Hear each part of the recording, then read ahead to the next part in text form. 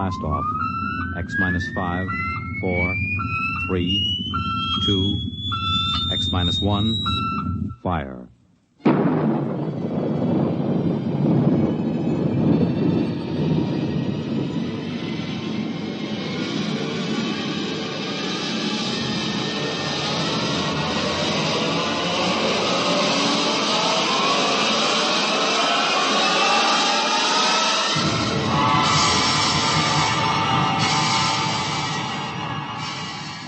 From the far horizons of the unknown come transcribed tales of new dimensions in time and space.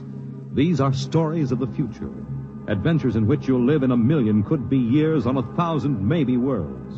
The National Broadcasting Company, in cooperation with Street and Smith, publishers of astounding science fiction, presents X minus 1.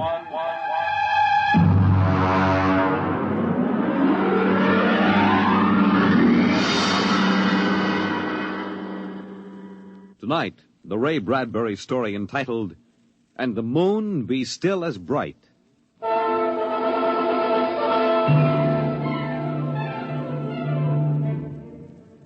The first 3 expeditions from Mars left Earth in a mushroom of flame, arced through the atmosphere, and finally dwindled to tiny specks in the big eye of the Mount Palomar telescope, and then were lost to sight forever. The prearranged landing signals flashed back to Earth, and then the radios went dead. One after the other, ships had disappeared and were never heard from again. But still the rockets came. The 4th expedition emerged from the silent gulfs of space, angled down toward the floating red disk of Mars, down into an orbit as the order came to land. The last blast of the bow jets broke red against the blue desert sands, and the ship slid to a halt at the edge of a vast city that reflected the icy glare of the moonlight. For a while, all was still. All right, Parkhill. Open the airlock. Aye, sir.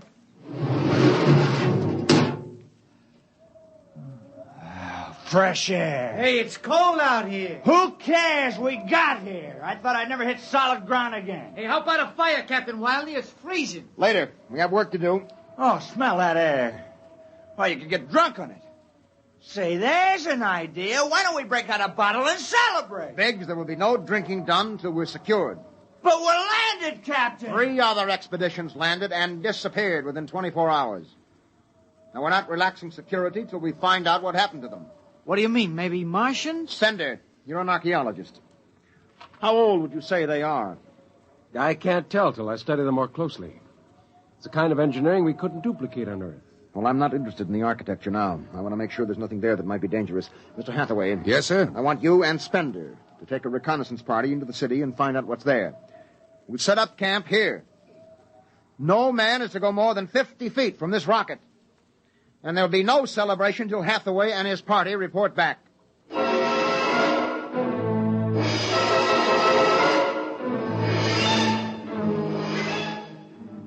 In the sea bottoms, the wind stirred along faint vapors, and from the mountains, great stone visages looked upon the silvery rocket and the small fire. The sky was black overhead, as the 2 racing moons threw knife-edged double shadows on the desert. All right, come and get it. Ciao. Hey, what do you got to eat, Jerky? Soda smothered in cold chicken fat. Good. I thought it was something I couldn't eat. Hey, Captain. Mr. Hathaway's back. Oh, Captain Wilder. Oh, yes, over here, Mr. Hathaway. Well? Most of the city's dead. Spender says it's been dead a good many thousand years, but we found one part about a mile over What toward about the... it? People were living in it last week, sir. People? Martians. Where are they now? Dead. We found bodies, thousands of bodies. They hadn't been dead more than 10 days. What did they die of? You won't believe it. What killed them? Chickenpox. Chickenpox? Yes. Where could they get chickenpox? From Earth. Oh, then the other rockets did get through. Yes. I don't know what the Martians did to them, but I sure know what they did to the Martians. They gave them chickenpox and wiped them out. They just didn't have any resistance to an Earth disease. Think of it, Captain. A race builds itself for 1,000,000 years, refines itself, does everything it can to give itself respect and beauty, and then it dies. Of what? It's like saying the Greeks died of mumps or the proud Roman Empire collapsed because of athlete's foot. We didn't even give them a decent excuse for dying. We just gave them chicken pox. Spender, get hold of yourself. You didn't see those bodies, Captain. Yes, I know. It must have been a shock. You need a rest, a little relaxation. The Martians are dead. There's nothing you can do about that now. Hey, you hear that? The Martians are all dead. Come on, let's break out a bottle and hoop it up. How about a case, eh? Oh, good Lord. They have to do that now? Isn't there time later to throw old beer cans into the canals? Spender, you're an idealist. They're not. All they know now is that they're safe. A little shouting won't hurt. You think too much. I was safe on Mars. The first Earthmen on Mars. We're going to celebrate. Yahoo!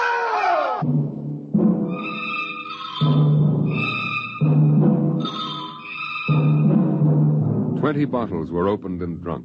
The voices got louder. The earth laughs and shouts echoing across the empty Martian sands. Spender listened to the wind over his ears, cool and whispering.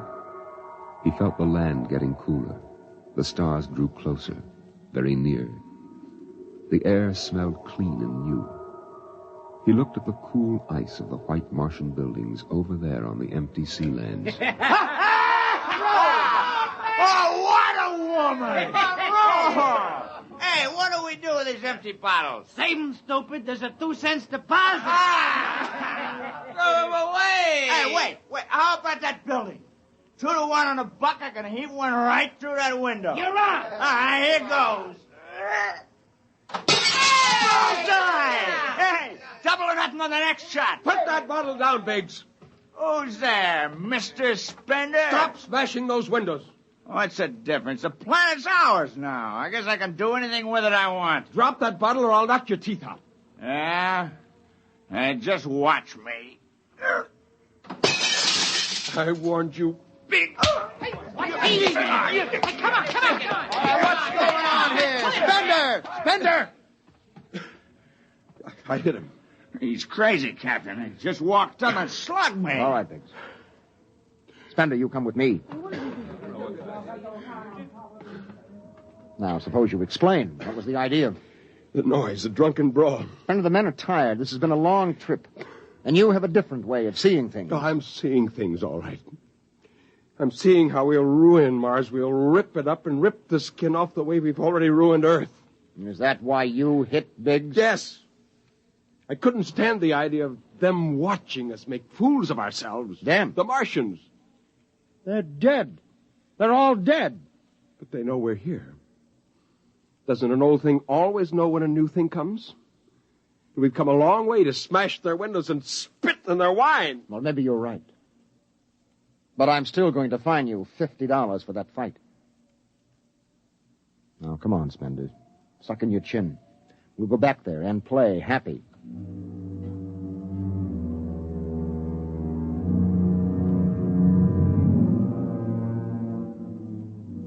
Now they moved out into the moonlight across the desert.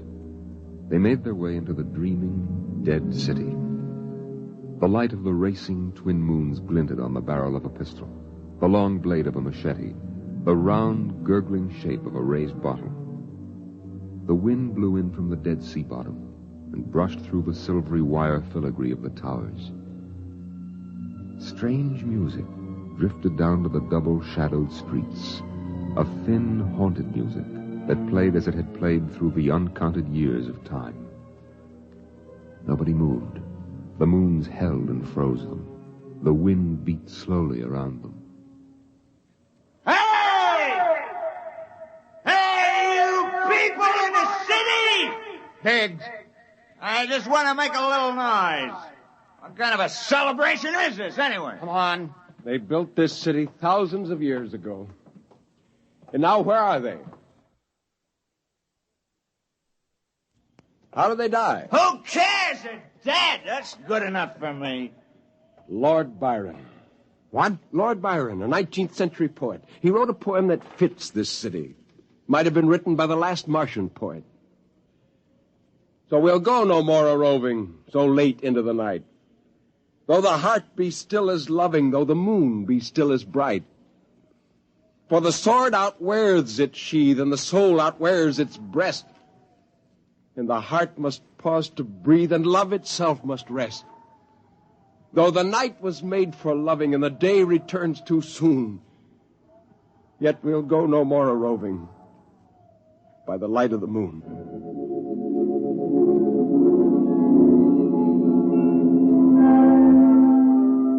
Without a word, the Earthmen stood in the center of the city. It was a clear night. There was not a sound except the music of the wind. At their feet lay a tile court, worked into the shapes of ancient animals and images. They stood there, silvered by the double moons beneath the crystal towers of Mars. And then Biggs was sick, and the sour stench of liquor filled the cool air. The men of Earth had come to Mars. And Spender turned and walked away into the city, alone in the moonlight, never once stopping to look back. It was a morning that might have been a Monday, or a Tuesday, or any day on Mars. Biggs was on the canal rim, his feet hung down in the cool water, soaking, while he took the sun in his face. Hey, what are you doing back here, Biggs? Didn't you go out with the search party? Yeah. I come back. I got a blister. Oh, yeah. Here. What do you mean? Look. Look, Cherokee, see that? Anyway, I had enough searching. 4 days hunting for that screwball Spender. Didn't find him yet, huh? Oh, good riddance. Oh, my feet. I'm going to soak them in the canal. If I was Wilder, I wouldn't worry about that nut Spender. Let him go. He's a crackpot anyway. Well, he's a little foggy upstairs, I guess. Hey, why don't you take your feet out of that canal, Biggs? I gotta make coffee out of that water. Coffee? You call that stuff coffee? I had a motorcycle once that dripped grease that tasted better Hey, than... wait a minute, Biggs. Hey, look over there. Where? By that bush. There's someone there. Hey. It's him. Hey, Spender! Spender? He's coming over. Why'd he stay lost, that crazy jerk? Hi, Spender. Long time no see. Hello, Cherokee. I've been exploring some ruins. Oh, you and them ruins. You're like a dog in a boneyard. What's the matter? Why don't you just say something? Where you been? Up in the hills. What would you say if I told you I found a Martian? Oh, yeah? Where? Never mind. Let me ask you a question. How would you feel if you were a Martian and people came to your land and started to tear it up? Well, I know how I'd feel. I've got Cherokee blood in me. My grandfather told me a lot of things about the way they kicked the Indians around in the Oklahoma Territory. If there's any Martian around, I'm all for him. How about you, Biggs? They're dead. They're all dead. It's a good thing, too. Well, I found a Martian. Up in a dead town in the hills. I've been reading their books, and they're easy to understand. And I've learned their language. And then I found this Martian. And I brought him here, now. I don't see no Martian. I'm the last Martian. What did you say? Biggs, I'm going to kill you. Oh, cut it out. What kind of a lousy joke is that? And now, don't put that gun away. You're kidding, huh? Spender, you're... He's dead. You killed him. You can come with me, Cherokee. You're an Indian. You know how the Martians would feel. You can be with me in this. You killed him. You just killed him. He deserved it. You're crazy. Maybe I am. But you can come with me. Come with you for what? Go on, get out of here, you crazy murderer. Of all of them, I thought you'd understand. I thought you'd remember what happened to your own people. You get out of here, you crazy murdering... Don't reach for that gun. Spender.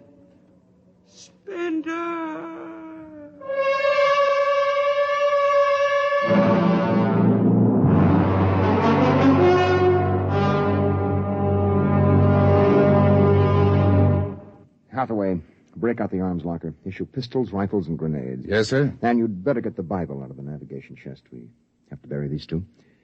Parker, you start digging a grave, How about Spender? We'll have to go up in the hills and find him. Just let me at him with my bare hands, a crazy murdering louse. That's enough, Parker. The man is sick. He must be... Sick, my eye. That's enough.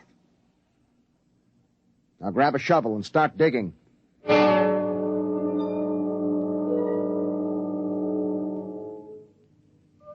Spender saw the thin dust rising in the valley, and he knew the pursuit was beginning. The sun burned farther up the sky, and the blue sand drifted lazily across the sea bottom below. He sat beside a quiet pool 10,000 years old and held a silver book. Through the house played the strange wind music of ancient Mars, and he heard voices whisper in his mind.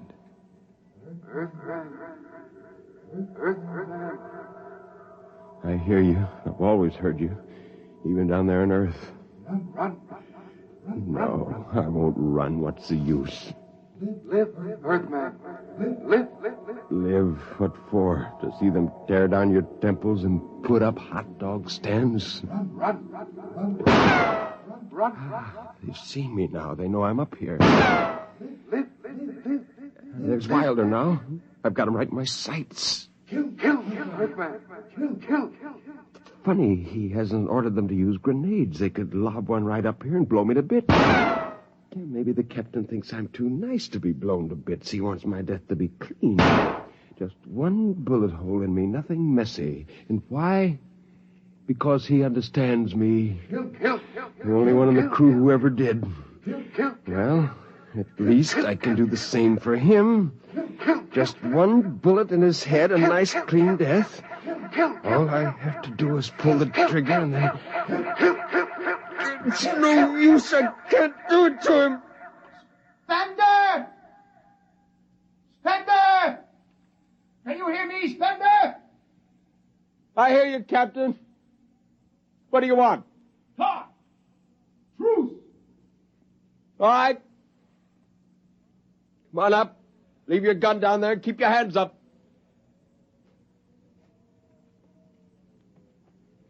Oh. That's quite a climb. You mind if I sit down? How long do you think you can hold out? Until you're all dead. Oh, why didn't you kill all of us this morning when you had the chance? You could have. I know. I got sick. After I started killing people, I realized they were just fools and I shouldn't be killing them, but it was too late. So I came up here where I could get angry again. Why did you do it? When I was a kid, my folks took me to visit Mexico City. I'll always remember the way my father acted, loud and big. And my mother didn't like the people because she thought they didn't wash enough. I can see my mother and my father coming to Mars and acting the same way. Anything that's strange is no good to us. We aren't fit to take over this planet. But to kill two men. How would you feel if a Martian spit on the White House floor? You know, you haven't acted very civilized yourself. I'll kill you all off, Wilder. That'll delay the next rocket 5 years, and then I'll kill them, too. And if I'm lucky, I'll live to be 60. And I'll meet every expedition that lands on Mars. Oh, I'll be very friendly. I'll explain our rocket blew up one day. And then I'll kill them off. I'll save Mars for half a century. And by then, maybe the Earth people will give up. And yet you're outnumbered. We already have you surrounded. In an hour, you will be dead. I found an underground passage that'll take me back in the hills, Wilder. I'll go back there. And then I'll pick you off one by one. We'll see. Well, it's a nice town you've got here, Spender. It's beautiful. I'd like to live here. You can. Join me. You're not like them. Why go back to them, Captain? I'll show you what a good life these people had. No, there's too much earth blood in me. I may even agree with you about all this, but that does not change what I must do. You won't stay? No. This is your last chance, Spender. Look, you're sick.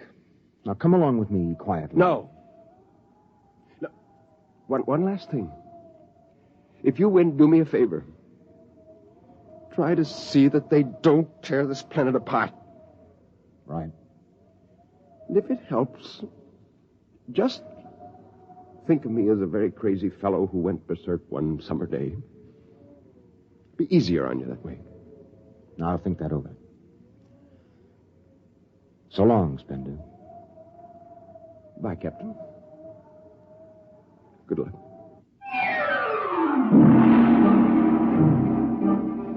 The men spread out again, walking and then running on the hot hillside places where there would be sudden cool grottos that smelled of moss, and sudden open blasting places that smelled of sun or stone. The men ran and ducked and ran and squatted in the shadows. I'll blow his brains! Captain Wilder hugged the rock warmed by the sun. He gasped, for the air was thin and not meant for running. Spender lay at the top of the hill, and a gap in the rocks showed the white of his shirt against the shadows. Wilder looked at the towers of the little, clean Martian village, like sharply carved chess pieces lying in the afternoon. He saw the rocks, and the interval between, where Spender's chest was revealed.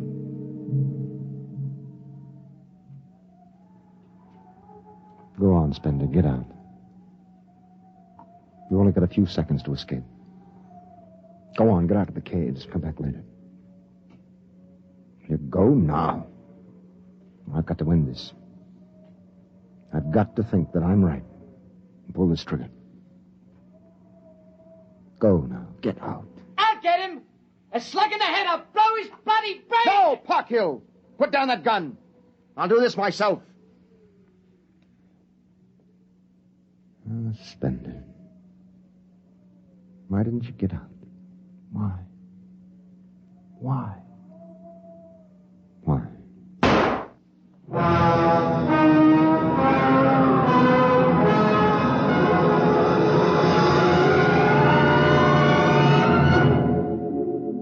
They buried him in that ancient valley town, where the music of the wind played on through the days and the nights.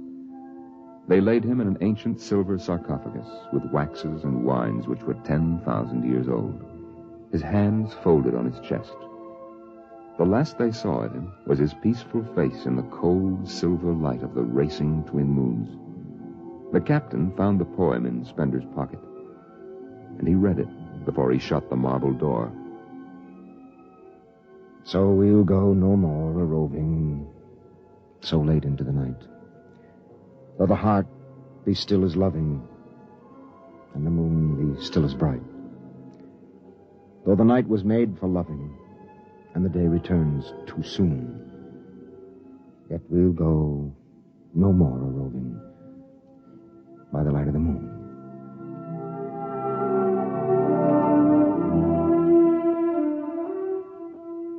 The next afternoon, Parkhill did some target practice in one of the dead cities, shooting out the crystal windows and blowing the tops off the fragile towers. Captain Wilder caught Parkhill and nearly knocked his teeth out.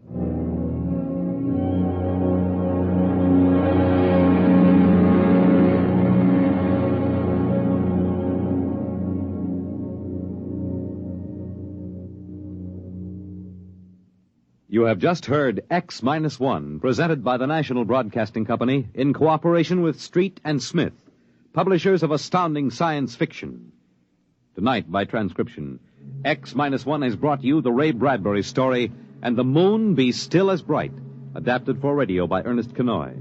Featured in the cast were John Larkin, Clark Gordon, Dick Hamilton, Nelson Olmsted, Lawrence Kerr, and Stan Early. Your narrator was Norman Rose. Your announcer, Fred Collins. X-1 was directed by Daniel Sutter and is an NBC Radio Network production.